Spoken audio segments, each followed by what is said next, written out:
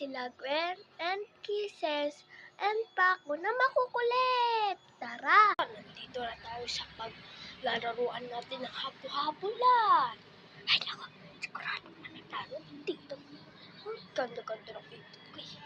Nandito na tayo. Yes! Basta na kailangan ko nanalo dito.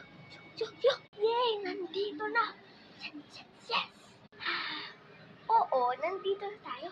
Kaya nga, pumunta na tayo sa dulo. Sige, tara!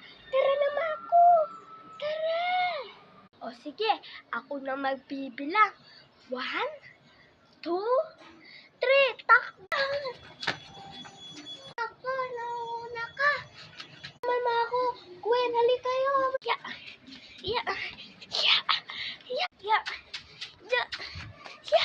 Ay, ya, ya, ya, ya, ya, ya. Ayaw, malapit na ako. Yay, panalo si Kisses.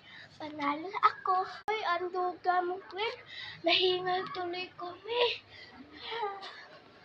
O, Mako, okay ka lang ba? Ang bilis ni Gwen. Kahit nahuli siya, no? Oo nga, siguro may superpower si Gwen. Ay, nako, wag na kayo mag-away. Kasi, dati, sa school namin, champion ako sa gantong laro. Oo nga kaya, at saka isa pa. Diba? Ako grade 1, ako grade 2. Ako naman pinakamatanda sa inyo. Grade 4 ako eh. Kahit na, nandito ka. Diba wala namang gantong contest sa atin. Pala ka na nga dyan. Tara na mga ako. Meron pag grade 5 kayo, may practice kami kasi nyo. Hindi kayo nakasama kasi grade 2, grade 2 lang kayo. Wait lang. Hindi kami naniniwala sa'yo. Tara ako, naawa na ako. Kisses, pinaiyak natin siya. Tara na ako.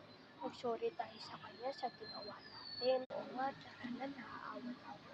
Kisses, tara. Kisses. Bakit? Bakit? Magsasorry sana kami sa ginawa namin. Totoo naman na may contest na nanonood kami.